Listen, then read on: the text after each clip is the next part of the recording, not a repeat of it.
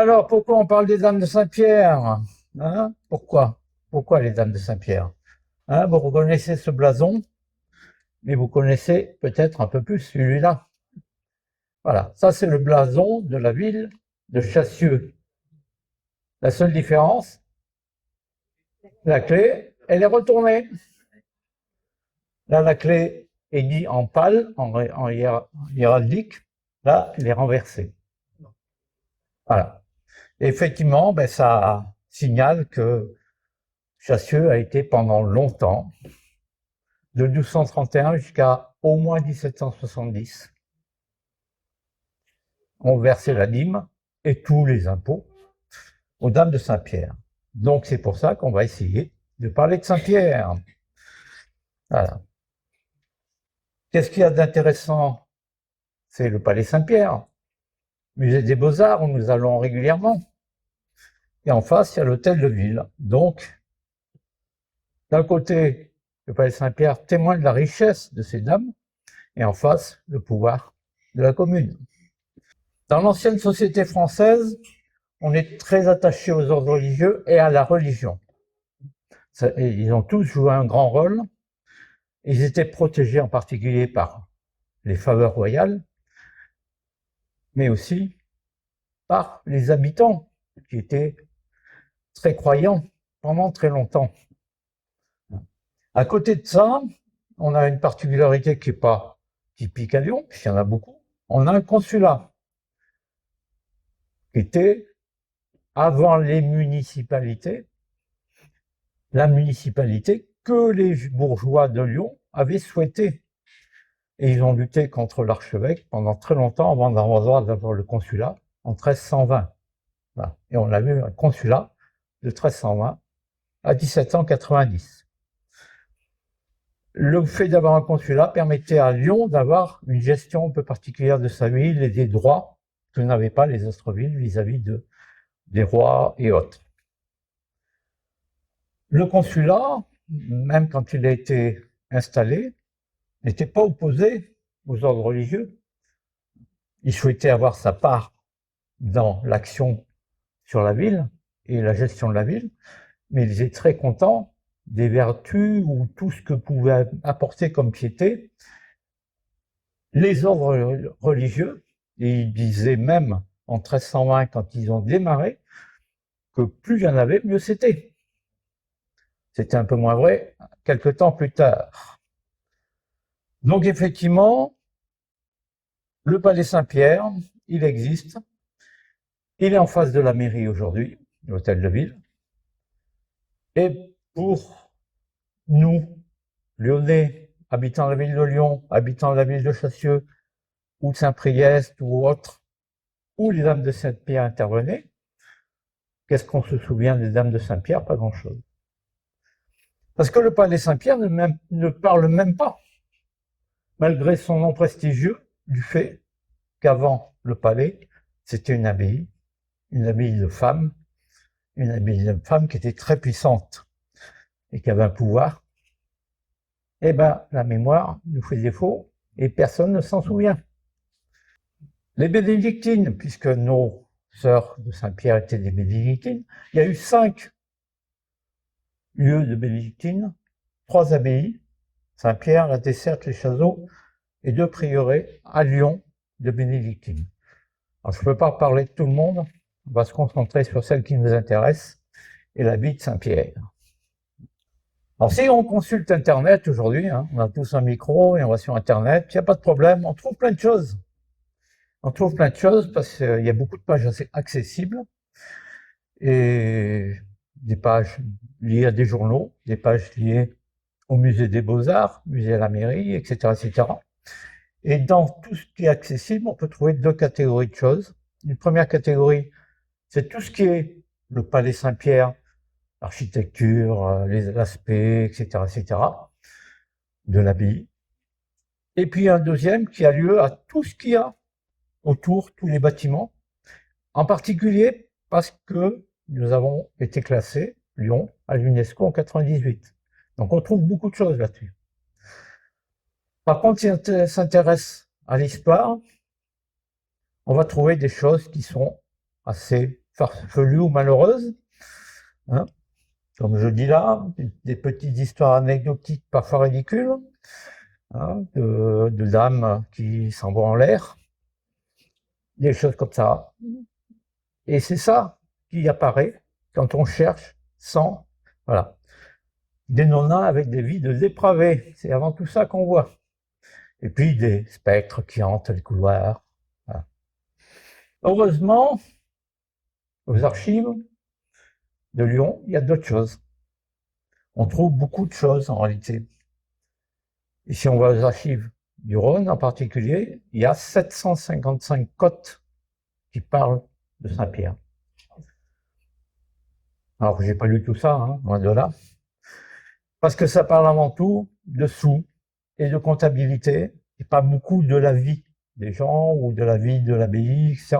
Mais la comptabilité, ça nous raccroche quand même à tous les domaines que possédaient toutes ces dames. Et ces dames, elles étaient excessivement riches en terrain. Il y avait beaucoup de choses. Ça allait très loin. Nous avons été faire un cours là, à la Côte Saint-André, hein, il n'y a pas longtemps, et on a vu la maison Boxozel. Hein. Et ben, le château Boxozel, je ne sais pas si vous savez où il est, en Grésivaudan, dans un petit village qui s'appelait Sermoens. Ça faisait partie de ce que les dames de Saint-Pierre recevaient. Donc elles étaient très présentes, et la Côte Saint-André nous a même dit qu'ils dépendaient du comte de Savoie. Et ces dames dépendaient du comte de Savoie pendant très longtemps. On va en reparler. Quand on parle de tout ça, j'ai lu une dame qui s'appelle Sylvie Duval, qui écrit actuellement. Elle a encore écrit, le dernier écrit que j'ai trouvé, c'est 2018, mais d'après ce que disait ce texte, il devait encore en sortir d'autres que j'ai pas vu.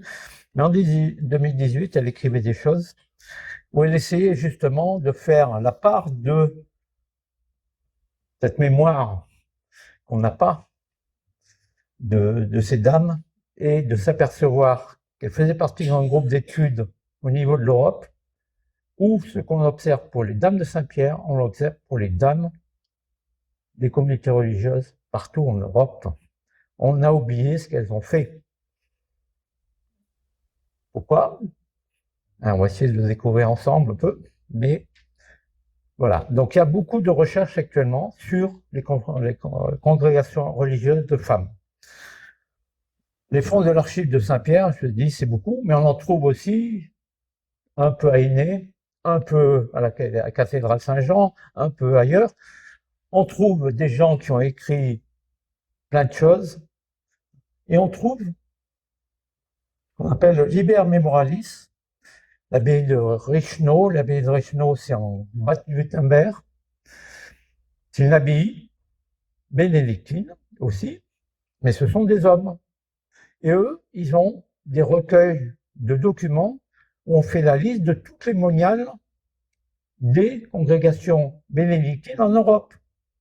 Donc on va retrouver un écrit de 824, on va trouver la liste de toutes les moniales de ces époques-là de Saint-Pierre. On trouve les abbesses, mais toutes les âmes sont citées. On trouve des choses aussi aux archives de Lyon, dans les fonds Coste, dans les fonds Galles, il y a aussi des choses. Alors, j'ai pas tout lu partout, hein, mais j'ai été voir un peu partout, essayer de trouver des choses. Et si vous voulez, je vous montrerai 4 pages de documents que j'ai lus à la fin, mais il n'y a pas d'obligation de les lire, il y a beaucoup de choses en latin. Voilà. Donc, un nuage malgré tout entoure le commencement de cette communauté. Parce qu'effectivement, on trouve beaucoup de documents. Beaucoup de documents ne sont pas des documents réellement avec la date qu'il y a sur le document, mais qui sont des copies de documents qu'on retrouve beaucoup plus tard. Pendant très longtemps, on a eu un document qui était considéré dans les archives de Lyon comme le plus vieux document des églises de Lyon, daté de 655. En réalité, la datation carbone 14 nous a dit que ce document était un écrit du XVe siècle. Entre la copie du 15e et l'écrit réel de 1655, ben je ne sais pas s'il y a un lien réel. Et quand on trouve tout un tas de documents dans les années 500-600, on s'aperçoit qu'il y a des gens qui sont cités dans ces documents qui sont du Xe siècle. Voilà. Alors, c'est un peu l'ennui. On trouve beaucoup de choses. Et on trouve beaucoup de choses par rapport à beaucoup d'équivalents français. On trouve moins de choses. Il y a beaucoup de congrégations religieuses et on trouve beaucoup moins que pour les âmes de Saint-Pierre. Mais ce qu'on trouve, avant le 9e siècle, très peu de choses. 9e, 10e, il y en a un. Jusqu'au 13e, pas beaucoup. À partir du 14e jusqu'au 17e, il y a beaucoup plus de choses. Et plus on va dans le temps, plus on en trouve. Ce qui veut dire que, eh ben oui, ce qui entoure le départ de notre église, de notre communauté, on n'a pas beaucoup de choses. Il y a beaucoup de choses qui ont disparu et beaucoup de choses qui ont disparu à l'occasion de la Révolution française. C'est comme ça qu'il s'appelait au début le monastère de Saint-Pierre et Saint-Saturnin. C'est son nom à l'origine. Alors effectivement, j'ai cherché un peu et j'ai écouté un peu ce que disaient les historiens. Et il y a des historiens qui mettent le monastère, pas obligatoirement les bénédictines dedans, mais la création du monastère en 202. En 202, on est au moment encore des persécutions, hein, puisque les persécutions vont s'arrêter avec Constantin. Constantin, l'avènement, c'est 312. Donc je trouve tout un tas de choses qui concernent des monastères entre 202 et 304. Je ne vois pas monter des monastères en plein milieu des gens qu'on sait où aller les chercher pour aller les mettre devant les lions ou les taureaux. Mais bon, donc je n'y crois pas beaucoup, hein, qui a été créé. Par contre, à partir du moment où Constantin apparaît, c'est sa maman qui lui a demandé de légaliser l'Église. C'est pas lui, de lui-même, c'est sa maman qui lui a demandé. On peut éventuellement parler de monastère et de la création de monastères. Effectivement, il y a un monsieur qui s'appelle Berquigny qui situe la fondation un peu plus tard, vers 600, mais sur un monastère déjà existant, vers 320. Bon, ça c'est très possible. Par contre, ce qu'on trouve, c'est des textes qui donnent une demoiselle, Waltrude. Ses parents s'appellent Girard et Gimberge, ce sont des Bourguignons. Ils donnent tous leurs biens pour leur fille pour venir améliorer le monastère de 320. On n'est pas encore chez les bénédictines, mais le monastère, à partir du moment où il est doté et il y a une dame qui en prend un peu le pouvoir, on commence à parler de lui. On attendra un peu pour arriver à cette liste, qui est justement la liste, le début de la liste de l'abbaye de Reichenau. On voit toutes les premières abbesses. Et dans les premières abbesses, on voit les seigneurs de Constantin, Edmond, et puis parmi les Edmond, il y a Luce et Pétronie, c'est les sœurs de notre saint Edmond. Alors, effectivement, tous nos martyrs à Lyon, les 48 premiers, c'est 177. On va trouver Blandine, on va trouver Saint-Potin, et puis etc., etc. Tous ceux qui sont venus à l'Anticaille ont entendu parler de ça. On essaie de monter une conférence avec quelqu'un de l'Anticaille pour en reparler un peu plus sereinement près de chez nous. Voilà. Donc, tous les historiens sont d'accord sur le fait que Lyon, c'est comment, pendant les Romains, on a créé la ville romaine, Lugdunum. On habite beaucoup sur la colline de Fourvière. On a sur la colline de la Croix-Rousse l'amphithéâtre et le sanctuaire des Trois Gaules. Voilà. On est au IIe siècle, hein, Au 5e siècle, on n'est plus romain, on est gallo-romain. La ville se resserre. La ville se tasse un peu entre la Saône et la colline de Fourvière. Il n'y a plus grand monde qui habite du côté de l'amphithéâtre. Et sur le bas de la colline, on commence à créer. Alors, je ne dis pas que c'est au 5e siècle, au 3e siècle, au 4e siècle, les textes ne le disent pas, mais on sait qu'on crée dans cette zone tout un tas d'églises qui vont faire la mémoire de tous ces gens-là. Et tous les historiens sont d'accord pour dire que l'emplacement de l'abbaye Saint-Nizier, c'est là qu'était la basilique des 48 martyrs de 177. C'est là, la basilique des Saints Martyrs de Lyon. Et à côté de cette abbaye des Saints Martyrs a été créée à peu près au même moment l'église Saint-Pierre. Il va être la Saint-Pierre de nos dames de Saint-Pierre. À cette époque-là, il n'y a pas les dames, hein, mais c'est à cette époque-là qu'on commence à avoir un monastère et que petit à petit, ce monastère va prospérer. Donc on en vient à Saint-Edmond. Saint-Edmond, c'est aussi un évêque de Lyon. C'est aussi un saint parce que ce monsieur, il n'était pas très bien vu par la Neustrie. Et le maire du palais de Neustrie va le tuer à Mâcon. Et la légende raconte qu'on l'a mis sur un bateau et le bateau est descendu tout seul jusqu'à Lyon. Hein, c'est la légende. Qu'au passage, les cloches sonnaient et que nos sœurs Luce et Pétronie, les sœurs de Saint-Edmond, se mirent au bord de la Saône et quand elles ont vu passer leur frère, elles ont demandé au frère de s'arrêter et le bateau s'est arrêté. Elles ont récupéré leur frère et elles l'ont enterré dans la chapelle de Saint-Pierre. Et depuis ce temps-là, depuis Saint-Edmond, et on verra que quelques personnages ont parlé de Saint-Edmond et de la vie de Saint-Edmond, depuis ce temps-là, les évêques de Lyon sont plutôt enterrés à Saint-Pierre et pas dans l'abbaye des Saints-Martyrs du départ. Donc, Saint-Edmond, c'est le deuxième fondateur du monastère à cause de ça, parce qu'il est enterré là.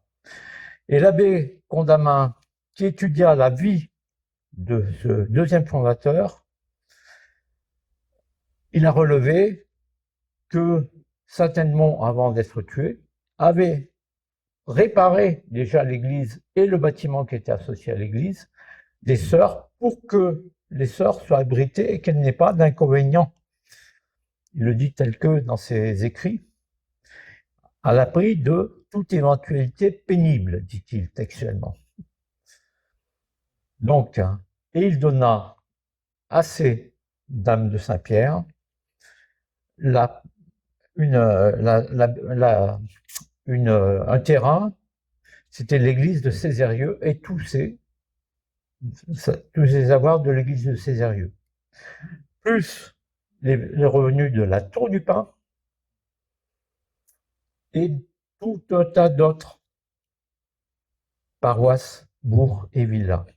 Donc déjà, au 8e siècle, il est attesté que le monastère existe et qu'il est bien à l'endroit où on le situe aujourd'hui. C'est très très près de Saint-Nizier. Quand on regarde effectivement toutes les publications qui ont pu être faites, il faut remonter entre 1880 et 1900 pour avoir réellement des documents et des gens qui ont cherché un peu ce qui s'était passé, dont Marie-Claude Guigues, qui était paléographe et archiviste à Lyon, et qui a écrit l'obitaire de l'abbaye, 1880. Obit, en latin, ça veut dire mort. C'est en réalité la partie mortuaire de l'abbaye et toutes les dates qu'on conserve pour célébrer les morts donc toutes les moniales, toutes les abbesses qui étaient passées là. Donc, effectivement, le départ, on ne sait pas quand est-ce qu'il est.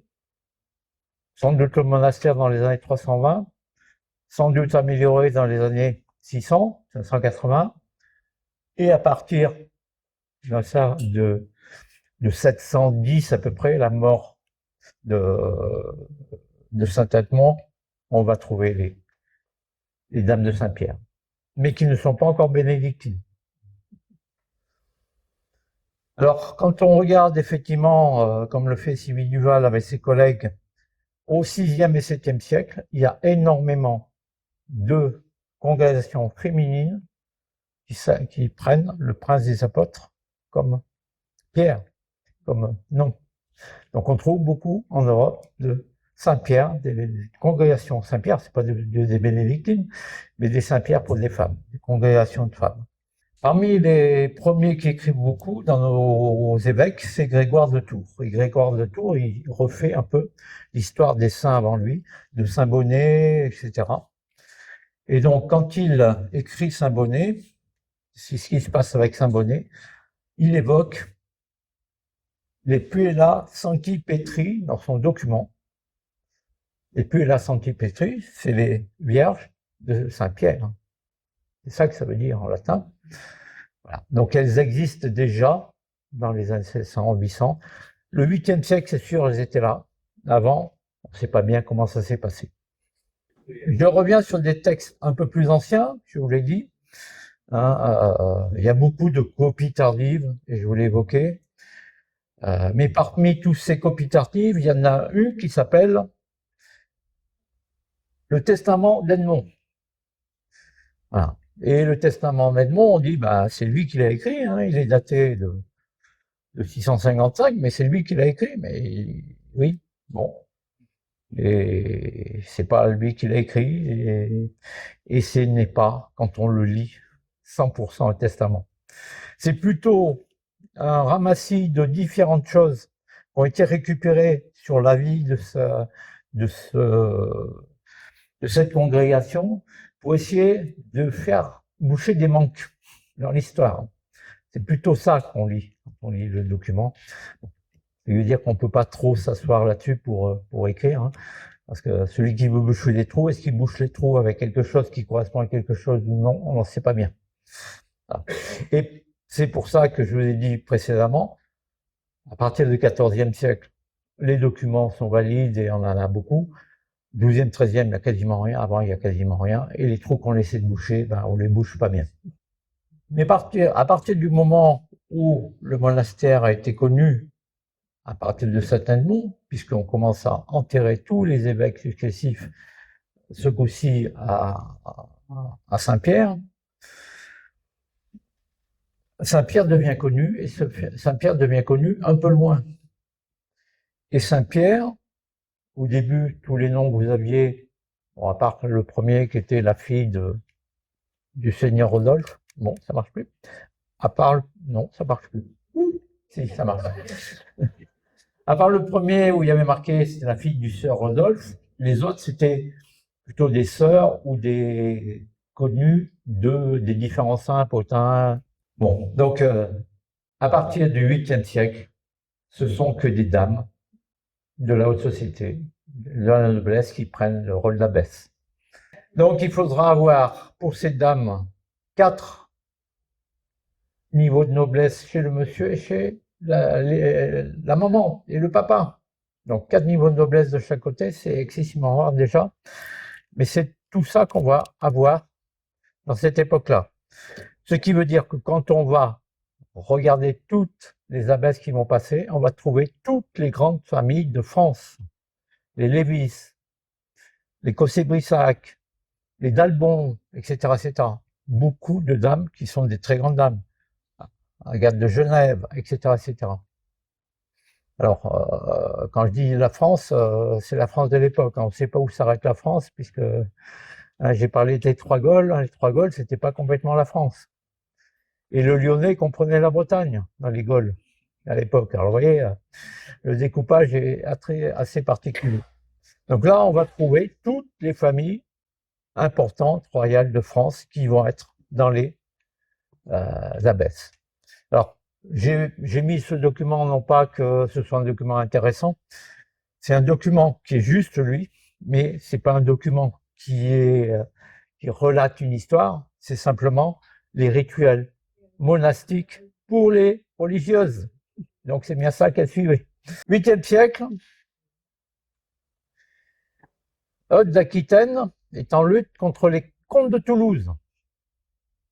Et Eudes d'Aquitaine, luttant contre les comtes de Toulouse, qui ne sont pas dans les Trois Gaules non plus, hein, c'est la Narbonnaise en tout. Hein.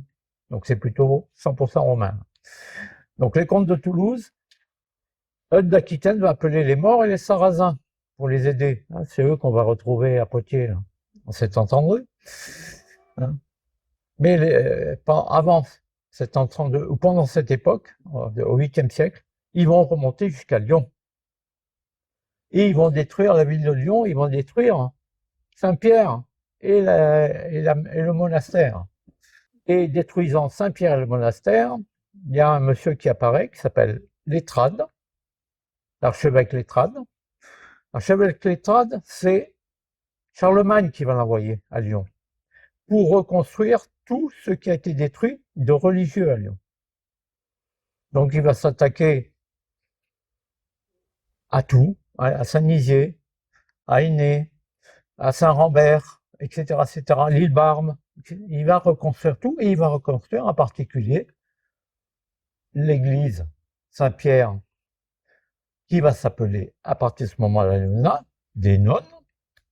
Les nonnins au XIIe siècle ou au 8e siècle, ça veut dire nonna, les mères. Et c'est respectueux des dames qui sont dans ces... Alors que quand on parle des nonnins au XVIIe siècle, c'est complètement péjoratif. Voilà. Donc, ce monsieur va faire reconstruire beaucoup d'églises et de bâtiments épiscopaux. Il va rester 16 ans. Et il écrit sa fameuse lettre à Charlemagne, où il décrit exactement tout ce qui s'est passé pour les religieuses de Saint-Pierre.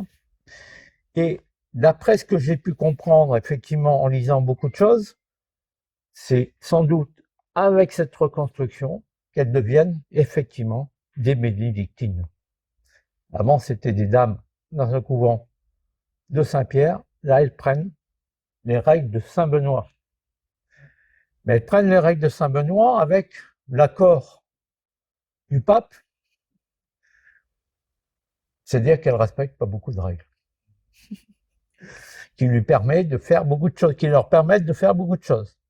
Mais c'est là qu'on trouve le fondement du fait qu'elle soit bénédictine, c'est à ce moment-là. Le couvent va encore, l'abbaye va encore prospérer, puisque à l'issue de ces batailles, de cette reconstruction, dans les années qui suivent, Lothaire va faire tout un chapelet, il va raconter beaucoup de choses pour demander à ce que son frère soit enterré à Saint-Pierre. Et donc il va faire entrer Charles de Provence dans l'église Saint-Pierre, et en le faisant apparaître à l'église Saint-Pierre, il y a d'autres propriétés qui apparaissent. Et à chaque coup qu'ils enterrent quelqu'un de connu, il y a des propriétés supplémentaires qui arrivent et qui arrivent. On a retrouvé des propriétés jusqu'au Mont-Cenis, donc à la limite de l'Italie. Il y avait énormément de propriétés pour ces dames. Et ces dames gagnaient beaucoup d'argent. Elles gagnaient beaucoup d'argent parce que elles étaient dotées par leurs parents, qui étaient des nobles, chaque fois qu'elles rentraient. Elles recevaient de l'argent parce qu'elles avaient énormément de possessions. C'est-à-dire que toute la vieille ville de Lyon sur la presqu'île, c'est quasiment elles qui l'ont construite. Tous ces bâtiments. La ville de Lyon était de l'autre côté des murs, sur la Saône, là-bas. Elles étaient seules là au début. Et petit à petit, ils ont construit beaucoup de choses. Donc elles recevaient de l'argent, et elles recevaient de l'argent encore plus, parce que les autres chapitres, les chanoines d'Aînée ou de Saint-Jean, n'avaient pas beaucoup d'argent. Donc elles leur prêtaient. Et donc elles gagnaient encore de l'argent avec ça. Donc vous voyez que tous les autres pouvaient se plaindre un peu de ces dames.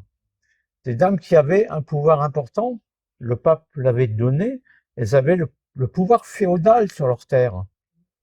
C'est-à-dire elles étaient propriétaires de leurs terres. Elles y rendaient la justice. Et elles prenaient la dîme ou des perceptions notoires sur leur... Voilà. Et ces dames ont été les seules congrégations religieuses féminines jusqu'au moins 9e siècle à Lyon. Après, il y en a eu d'autres, mais pendant 2 siècles au moins, c'était les seules femmes sur Lyon. Alors, juste pour faire un peu sourire, l'affaire des porte-pots. Comme elles avaient beaucoup de propriétés, elles vendaient beaucoup de choses. Elles vendaient du vin en particulier. Elles avaient des territoires en Beaujolais. Et donc, elles vendaient du vin. Et les autres se plaignaient. Les autres congrégations, les autres chanoines, l'aîné de Saint-Jean, sont pleins en disant « C'est quoi ces cabaretières hein? C'est pas digne de sœurs. » Donc, ils alertèrent l'archevêque. Et l'archevêque leur demanda de renoncer à vendre du vin sous peine d'excommunication. Elles n'en tinrent aucun compte et elles furent excommuniées.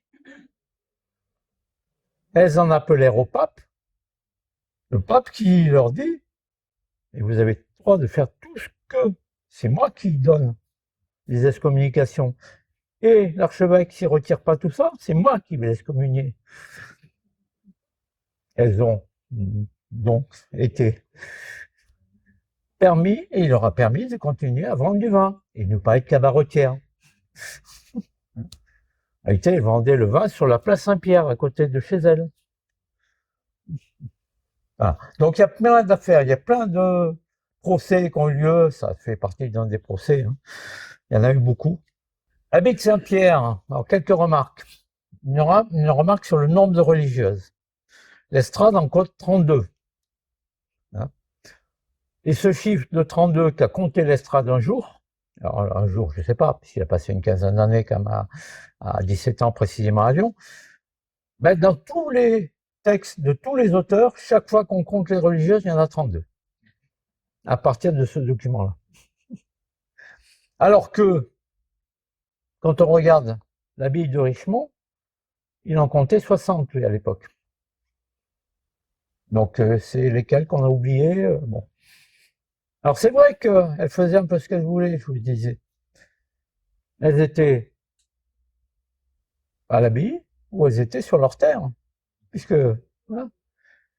Et comme elles respectaient les règles qu'elles s'étaient imposées, il y en a beaucoup qui étaient sur leur terre et qui géraient leur terre. Donc, peut-être qu'on n'en comptait que 32 à certains moments, mais... Et que quelquefois, il n'y en avait même pas 32. Quelquefois, elles étaient une dizaine, là, puisqu'il y avait tellement de terre qu'à partir de tout. Et que tout bougeait. Voilà. Donc, j'ai parlé de Charles de Provence. Ça fait partie, effectivement, du texte en latin sur Charles de Provence, qui repère, effectivement, Pierre à Lyon. Donc, c'était bien les dames de Saint-Pierre qui ont enterré. Voilà. Donc, il y a un acte de M. Burchard. M. Burchard, c'est un des archevêques de Lyon, encore un coup, qui évoque notre épisode. Comme ces dames avaient beaucoup d'importance et que les autres chapitres, les autres hommes, n'appréciaient pas tellement leur présence ou leur façon de faire, ils décidaient de mettre une église à côté de chez elles. Comme ça, ils étaient obligés de partager un peu la place. Voilà.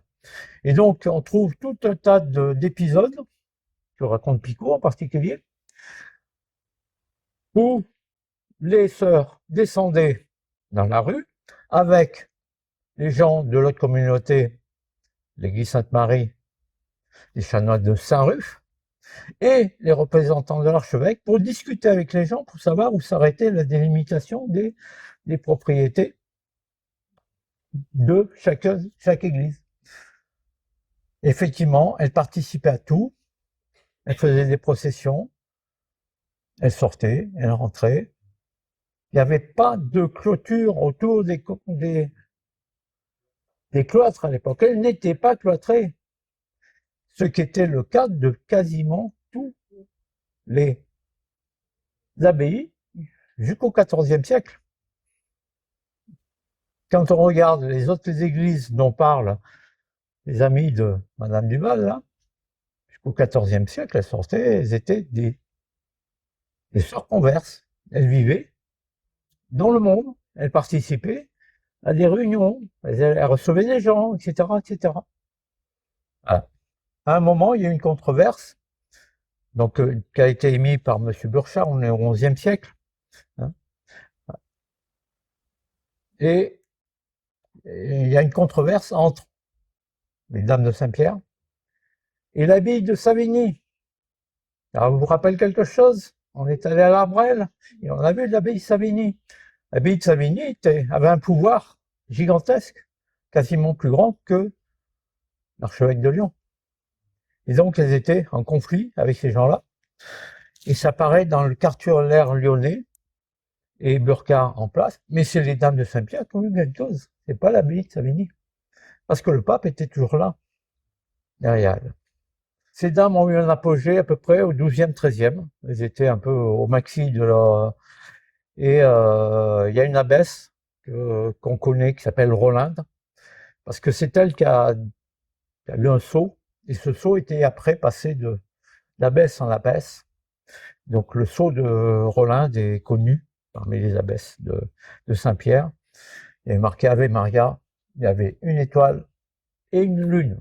Voilà, c'était ça le sceau. Et ce sceau s'est passé... Et cette messe Rolinde, elle est connue parce qu'elle a fait rebâtir un bout de l'église Saint-Pierre. Et le mur de l'église Saint-Pierre est toujours visible à Lyon, rue Chenavard. L'église Saint-Pierre était là, rue Chenavard. On a vu passer un pape à Lyon. Hein, Innocent IV est arrivé en Lyon en décembre 1244, accompagné de toute la cour. Hein, donc, des cardinaux, des secrétaires, des serviteurs, etc. Il y avait entre 15 et 20 000 personnes à Lyon. Il arrivait à peu près avec 5 000 personnes, lui. Vous voyez? Donc tout va bien. Et comme il arrivait à Lyon, il y a tout un tas de gens des campagnes qui venaient le voir ou qui venaient espérer profiter un peu. Parce que ce qu'on voyait du pape ou des principaux archevêques, c'était plutôt des gens riches. Et alors que les gens qui se précipitaient pour les voir, c'était plutôt des gens pauvres. Bon. Donc ça bouleverse un peu la vie quotidienne des gens. Et surtout que le pape, quand il vient, c'est pas pour 5 minutes, hein, il s'installe pour 7-8 ans quand il vient.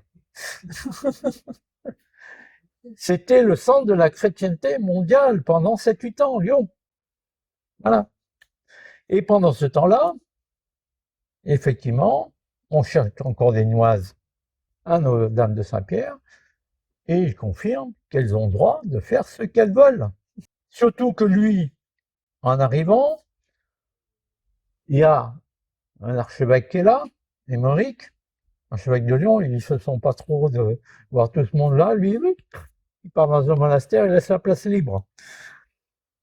Et donc, les évêques locaux, les curés locaux disent, bah, il y a un monsieur qui est très bien, c'est un monsieur de la famille du Cher, qui est un dominicain très cultivé, etc., qui fait très bien la place. Et le pape, il dit, non, moi j'ai quelqu'un, Philippe de Savoie, le frère du comte de Savoie. Il n'est pas du tout prêtre, hein, il n'a pas été du tout formé dans les monastères, etc. Mais il faut un très bon prélat, un prélat laïque, mais un prélat. Et donc le pape décide que le prélat laïque.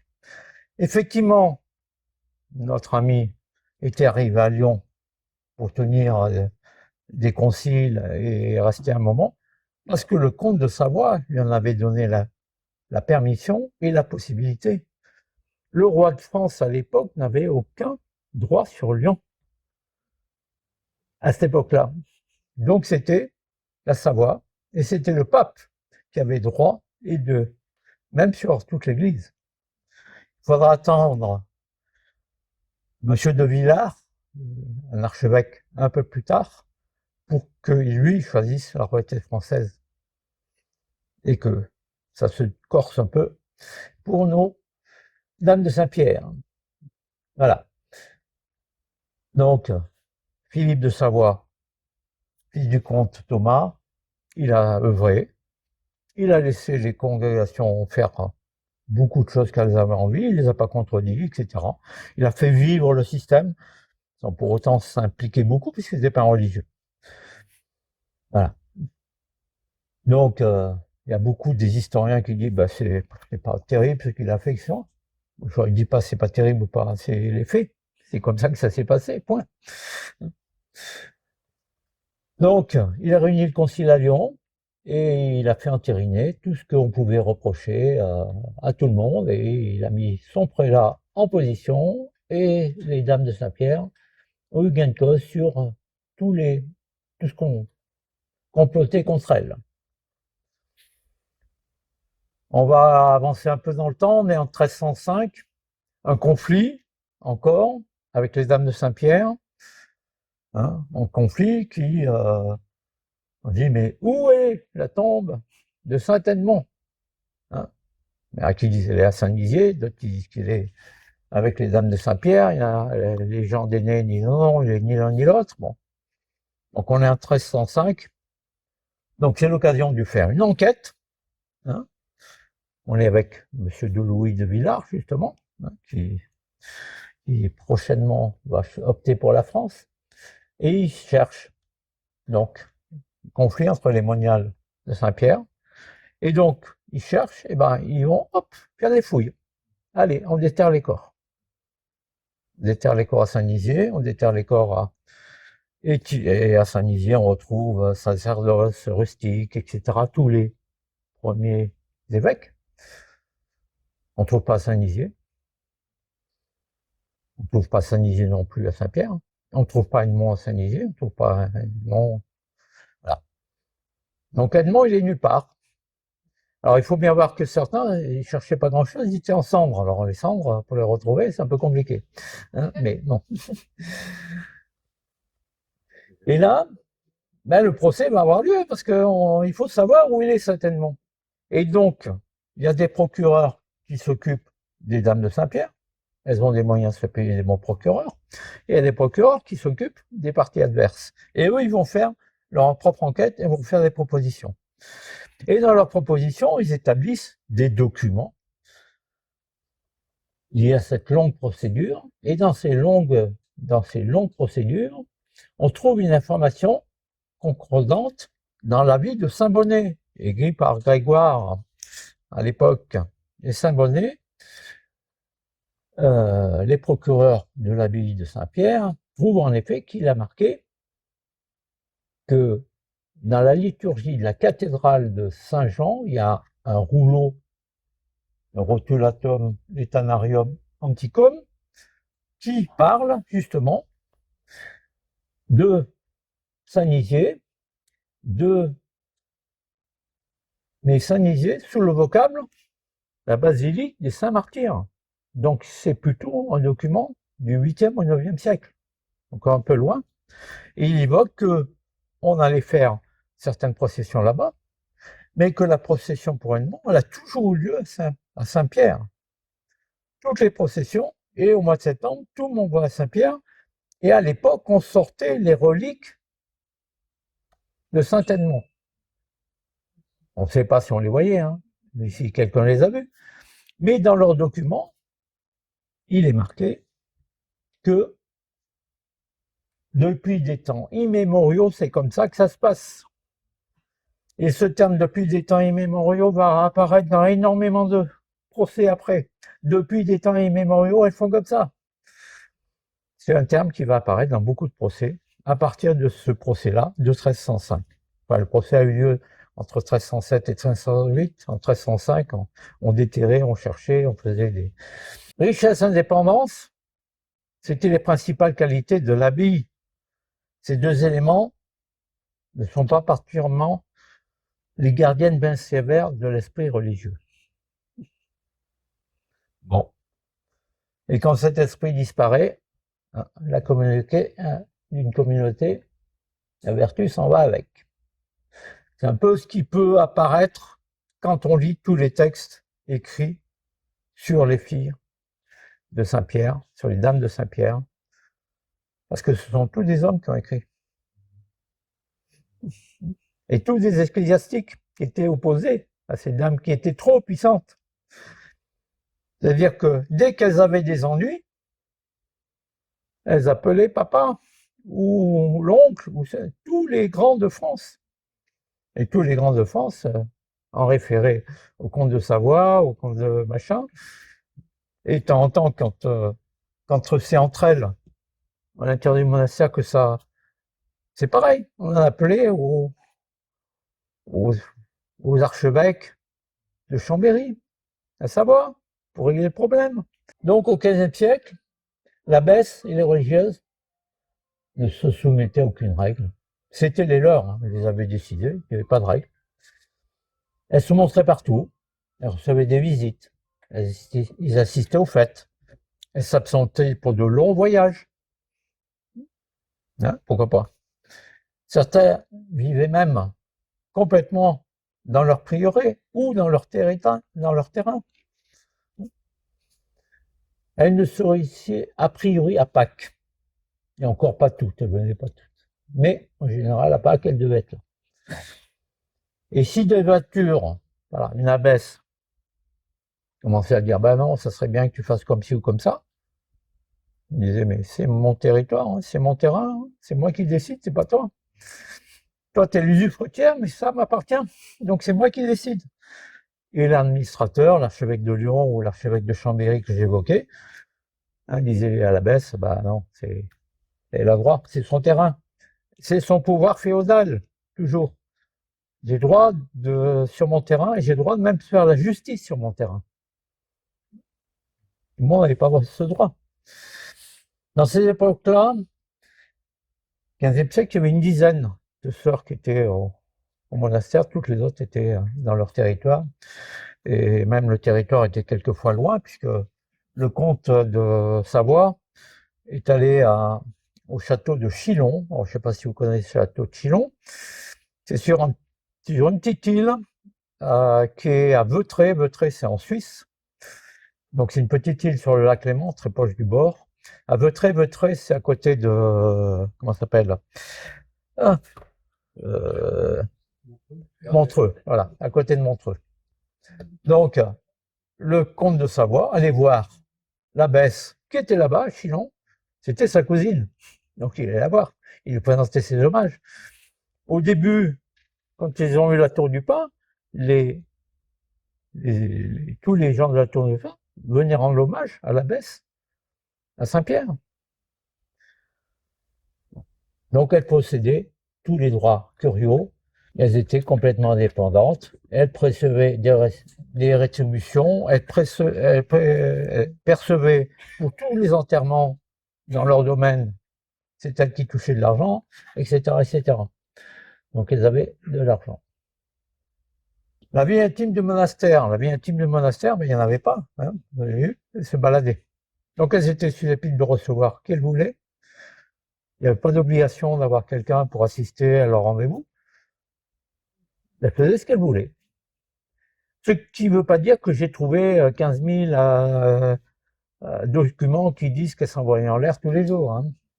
Non, je n'ai pas trouvé ça. J'en ai trouvé une simplement qui faisait ça. Hein, et on va parler un peu après. Donc, elles vivaient leur rôle de dame qui s'était mariée avec l'Église, mais sans être cloîtrée, sans être protégée, sans toujours avoir... Ce qui faisait beaucoup rager les autres congrégations masculines, c'est qu'elles avaient le droit d'avoir comme les autres.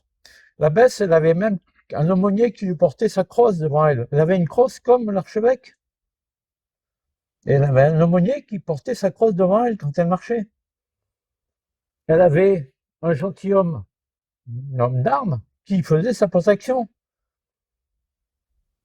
Elle avait un pontonnier. Un pontonnier, c'est quelqu'un qui percevait tous les droits parce que les ponts leur appartenaient à Lyon. Donc chaque fois que quelqu'un passait les perruches, ça leur appartenait. Elles avaient, alors selon les textes, c'est un sommelier, selon d'autres textes, c'est un cuisinier. Bon, on va dire un cuisinier sommelier, qui préparait tout, qui gérait le vin, justement, qu'elles vendaient, qui gérait l'huile et tous les condiments, voilà. Et elles avaient plein de gens à leur disposition.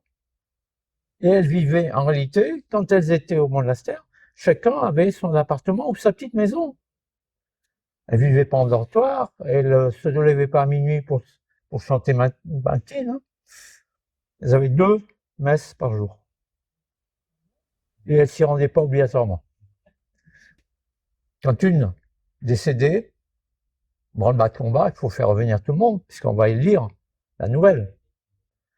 La plus ancienne, dans le grade le plus élevé, la prieure claustrale, c'est comme ça qu'on l'appelle, va définir 3 dames qui sont plutôt sages pour faire les scrutatrices. On va pas prendre. Et puis voilà, on réunit tout le monde. Mais on réunit tout le monde, ça veut dire toutes les dames qui doivent élire, mais aussi le consulat, le gouverneur, l'archevêque, etc., etc. Tout le banc et l'arrière-banc des gens de la haute société qui assistent à tout ça. On élit une dame. Dès l'élection, elles passent toutes une devant l'autre, l'une après l'autre, devant la nouvelle abbesse pour lui prêter fidélité. Et puis l'abbesse va rencontrer l'archevêque soit à la primatiale de Saint-Jean, à l'époque où elle existe, soit à Saint-Pierre, chez elle. Ça va durer 3-4 minutes, il lui pose 2-3 questions, il la bénit, ils se font la bise de la paix, et puis c'est fini. Et elle est abbesse. Cela a duré très très longtemps. Voilà. Alors, effectivement, un peu plus tard, au XVIIe siècle, le roi avait repris le manche, et c'est lui qui décidait les dernières abbesses, mais c'est le XVIIe siècle, à partir de 1685. Voilà, c'est le roi qui décide. Mais avant, c'était elle. Donc l'abbesse avait les 4 officiers dont j'ai parlé, et ça lui avait été accordé en 1750 par le pape de l'époque, mais ça a été confirmé par tous les papes après. Donc, à côté d'elle, elle avait un serviteur qui jouait le rôle de prévôt, c'est-à-dire qu'il faisait toute l'intendance du prieuré, enfin, ou de l'abbaye. Et il y avait 2 grandes messes par jour, hein, qui étaient la messe classique du matin et les vêpres. C'est tout. Une du matin, une du soir. À l'époque, au XVe siècle, on comptait 14 prieurés qui répondaient, donc 14 de ces dames qui étaient dans leur prieuré, à l'extérieur. Les prieurés, ils s'appellent Vénissieux, Dolomieu, Morancé, Mionnet, Charpieu, Dessines, Arandon, Saint-Priest, Guérin, Césérieux, Villebois, Lisieux, Saint-Séverien, en Lambron, Chambal, Vernas, et il y avait d'autres prieurés qui existaient aussi à l'étranger. Et tous, ces prieurés, versaient une partie de leurs revenus au prieuré, enfin à l'abbaye principale, 60% en général. Malheureusement, arrive ce qui devait arriver. Un pape décide de modifier, en 1298, de modifier la règle. Donc et ce monsieur, il dit, à partir de maintenant, on doit avoir des règles un peu différentes. Et donc, on va vous imposer une communauté de vie. On va vous imposer de se lever à minuit pour les matines, de faire maigre toute l'année, etc. De plus sortir. Vous êtes cloîtrés. Vous n'avez plus personne qui rentre. Quand vous recevez, c'est des parloirs, et dans le parloir, vous avez quelqu'un qui vous surveille, qui assiste à l'entretien. Vous êtes en tenue, pas la tenue que je vous ai montrée, mais une tenue beaucoup plus restreinte, beaucoup plus... qui gratte un peu plus. Et vous êtes voilé pour recevoir des gens, etc., etc. Elle n'en terre pas compte. Elle continue. Mais quand je dis ça, tout ce qui se passait en France, personne n'en a tenu compte. On attendait qu'on vienne nous taper sur les doigts pour le faire. Donc, voilà. Mais en Italie, c'était pareil. Hein. C'est pas que l'esprit français. Hein. En Italie, ils n'ont pas suivi non plus très vite. Donc, on attend. Et on continue à vivre comme on vit. Et puis en 1511, il y a François de Rohan, l'archevêque de Lyon, qui dit, voilà, je vais vous donner un nouveau règlement. Donc tout ce que j'ai dit, il rajoute des choses. Donc elles n'avaient plus rien à faire, plus aucun pouvoir, plus rien. Et donc elles disent, mais c'est complètement contraire à nos règles à nous, le pape nous a fixé. Et ça contredit même tout ce que l'on fait. Les processions que l'on fait avec les paroissiens, on n'a plus le droit de les faire. Tous les actes de la vie religieuse qu'elle faisait avec la population, fini, il n'y en a plus. Bon. Alors ils disent non, on ne fera pas. Voilà. Et puis voilà. Et donc il y a d'autres papes qui tournent. Et en réalité, il y a un pape qui arrive au bout d'un moment, il s'appelle Jules II, hein, Giuliano della Rovere. Et ce monsieur, on est en 1513, quand il prend le... Et lui, c'est un peu comme notre prélat, c'est pas un homme d'église. Hein. Il a été élevé dans un couvent, mais il n'a jamais fait profession de foi, il n'a rien fait. Voilà. C'est un pape laïque, entre guillemets, encore. Voilà. Donc ce monsieur a été successivement évêque à Carpentras, à Lausanne, à Coutances, à Viviers, archevêque d'Avignon, et enfin il est élu le 216e pape de l'Église catholique. Vous connaissez tous ce monsieur. Pourquoi? Voilà, c'est lui qui a fait refaire la chapelle Sixtine. Michel-Ange, c'est lui. Et donc, comme l'ont fait certains de ses prédécesseurs, il nomme un commissaire qui vient faire un tour à Lyon pour vérifier qu'est-ce qui se passe entre les sœurs de Saint-Pierre et l'archevêque. Et comme a fait ses prédécesseurs, le pape, il excommunie l'archevêque. Et l'archevêque, il dit, ça marche pas comme ça. Je vais rappeler Louis XII et Anne de Bretagne, à qui j'avais dit ce que je voulais faire, et qui m'avait donné. Et Robert, il dit, ben ok, puisque c'est comme ça, on va faire autrement. Donc on n'excommunique plus l'archevêque. Et on va demander aux sœurs de rentrer un peu dans le rang. Et elles ne sont pas rentrées dans le rang. Elles ont continué. Et les successeurs ont dit, on continue, on continue. Donc c'est monté au Parlement à Paris, qui a pris des décisions. Les décisions ont été écrites et envoyées au consulat de Lyon, hein, pour faire appliquer aux dames de Saint-Pierre. Elles n'ont pas voulu appliquer. Et donc on a traîné comme ça jusqu'en 1533. En 1533, on a dit, puisque c'est comme ça, on ramène 12 bénédictines de Bourges, qui sont elles déjà réformées, et on va supprimer 12 ici, on vous envoie ailleurs. Et elles ont commencé à aller ailleurs. Même avec les 12 supplémentaires, on dit non, non, on continue comme on a. Et tout compte fait, on a fini par toutes les enlever. Même Françoise d'Albon, hein, haute noblesse française, les Albons, à l'époque. Eh non, Françoise, tu vas ailleurs, on met quelqu'un d'autre à la place, et on a mis une dame d'Armagnac. Cette dame d'Armagnac, elle était chargée de les mettre au pli, toutes. Donc on couche en dortoir, on mange maigre, etc., etc. Plus de sorties, plus de frivolité. Et elle s'est démenée à la tâche au point qu'au bout de 3 ans, elle était morte. Mais la réforme était faite. La réforme était faite. Donc elles étaient réformées. Et certaines, dont Françoise d'Albon, qui avait refusé le déport, a fait amende honorable et est revenue dans le sein de la congrégation des Saint-Pierre. À partir de ce moment-là, il s'est passé un événement. Une dame, la dame de Groslay, ça vous parle? Il y a une rue de Groslay, pas loin de la préfecture. Madame de Groslay, qui était une des sœurs de Saint-Pierre. En pleine nuit, elle sent les rideaux qui bougent et quelqu'un qui vient le faire un baiser. Elle dit, mince, qu'est-ce qui se passe? Elle garde ça pour elle, elle se pas le dire à la baisse. 3 jours après, ça recommence. Mais on lui tape sur les pieds.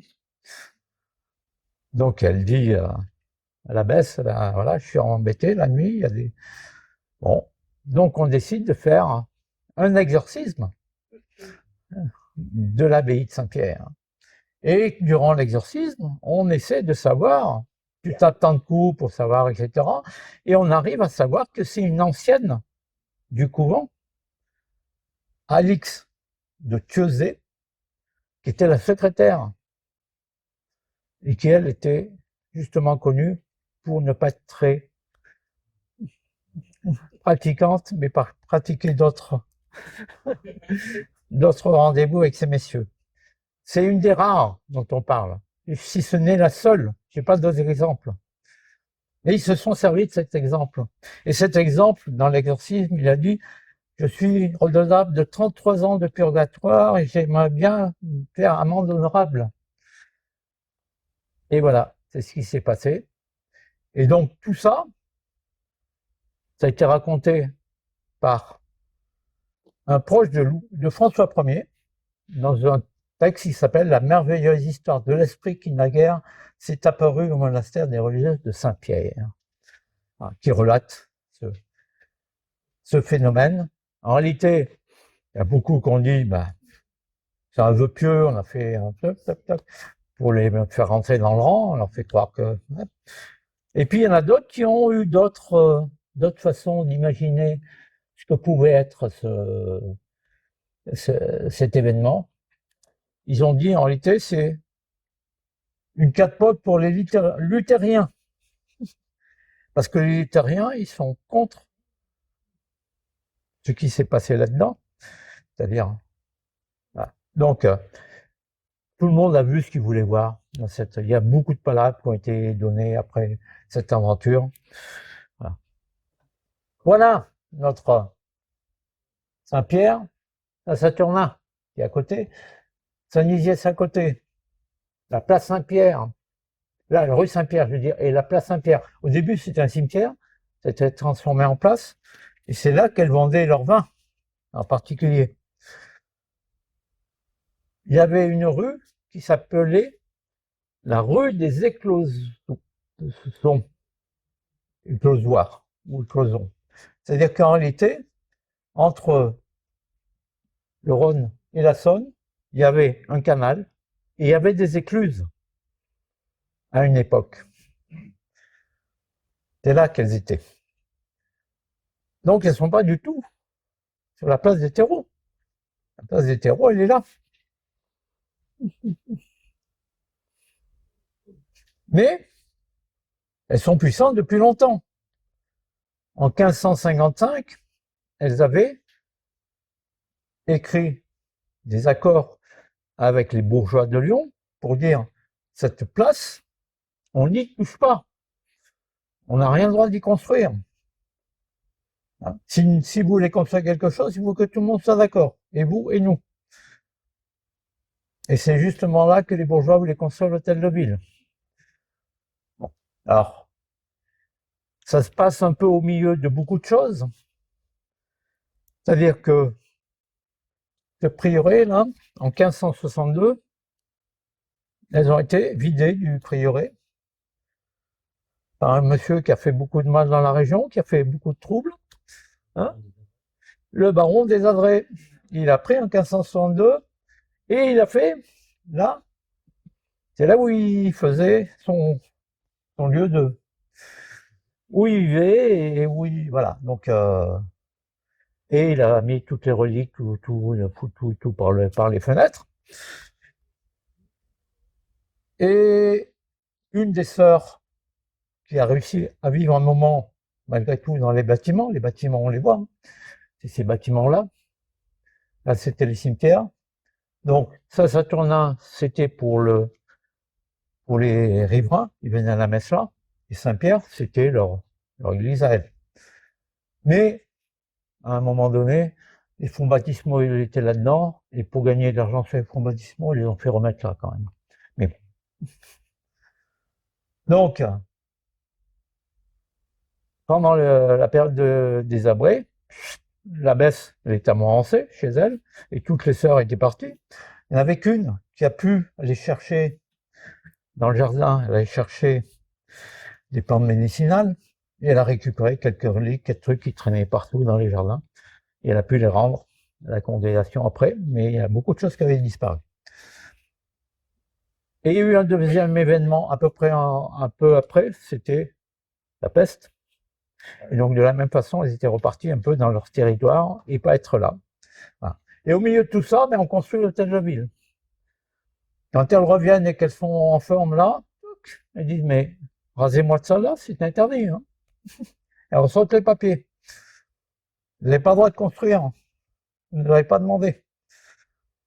Et les bourgeois disent mais non, non, on a construit, on a besoin, etc. Elle dit ben ok, mais vous mettez combien sur la table? On l'a pas dit comme ça, mais c'est comme ça que ça s'est passé. Il est où l'hôtel de ville par rapport à... L'hôtel de ville, il est là. Il est là. Eh bien, elles ont négocié l'achat du palais Saint-Pierre. Elles pouvaient se payer palais Saint-Pierre avec la transaction qu'elles ont fait. 24 000 florins de l'époque. Alors, je sais pas combien ça fait, mais ça permettait de construire le palais. On va construire le palais Saint-Pierre. Voilà.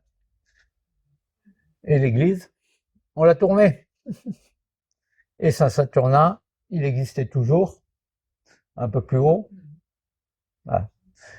On est à côté de la place des terreaux. Et l'hôtel de ville est là. Et vous voyez qu'on n'a pas fait, dans la dentelle, on a fait aussi grand, si ce n'est aussi beau. Hein. Et c'est qui a travaillé? L'architecte du roi, tant qu'à faire. Un monsieur d'Avignon, monsieur de Valfenière. Et donc on est sous Louis XV, c'est l'abbesse Anne de Chaulnes. Elle s'appelle Anne d'Albert de Chaulnes. Les gens qui font la généalogie avec moi, la famille d'Albert, ça vous rappelle pas quelque chose? Hein? La ville d'Albert, en Picardie. Ah oui. Hein? Et bien voilà, c'est les filles de ce monsieur, c'est les descendants de ce monsieur. Elle obtient les fonds et fait la construction de l'abbaye royale. Donc, c'est Royer de Valfenière, le père qui commence, qui fait les plans, et c'est le neveu qui finira, parce que le monsieur n'avait pas le temps de finir. On dit encore à cette époque-là qu'il y avait 32 bénédictines, mais on apprend que quand même en 1730, elles étaient 60. Donc on trouve un chiffre quand même de temps en temps qui est un peu plus grand, mais dans beaucoup d'endroits, il y a toujours marqué 32. Voilà. Elles vivaient sous l'autorité de l'abbesse, toujours de haute noblesse, et elles ont fait ensuite, en 1745, refaire tout l'oratoire, le cloître, etc., etc., enfin l'oratoire privé. Et les sœurs, en 1792, on les dispersa. En 1790, on leur a dit de partir. En 1792, il y avait les gens suffisants qui avaient remplacé les gens du consulat pour les mettre dehors. Et il est dit encore qu'elles étaient 32 quand elles partirent. Alors qu'elles étaient que 31 quand on compte les noms. Donc pendant 13 siècles, la maison n'était pas toujours là, mais elles ont été là. Et c'est elles qui ont quasiment façonné la presqu'île. C'est-à-dire, elles ont fait beaucoup de choses pour la ville de Lyon. À la fin, elles n'avaient plus le droit de sortir, mais comme toutes les maisons sur la presqu'île étaient les leurs, ou quasiment, tous les commerces de toutes les maisons leur apportaient de l'argent. Donc elles ont toujours été riches, même quand elles étaient complètement cloîtrées et qu'elles ne possédaient plus ou ne géraient plus leurs terres proprement parlé. Il a fallu attendre quand même cette époque pour que ça s'appelle l'abbaye royale. Avant, ça ne s'est jamais appelé l'abbaye royale. Il faut dire qu'on n'était pas avec le roi de France au début, et qu'on a mis un certain temps à les mettre ou pas. Et à partir de ce moment-là, c'est devenu une abbaye royale. En 1792, ça s'est arrêté, comme toutes les congrégations religieuses à Lyon. Et ils ne sont pas revenus. Donc l'hôtel de ville existe toujours, le palais Saint-Pierre aussi, mais l'abbaye ne sera plus une abbaye. Voilà ce que je voulais vous dire sur les dames de Saint-Pierre.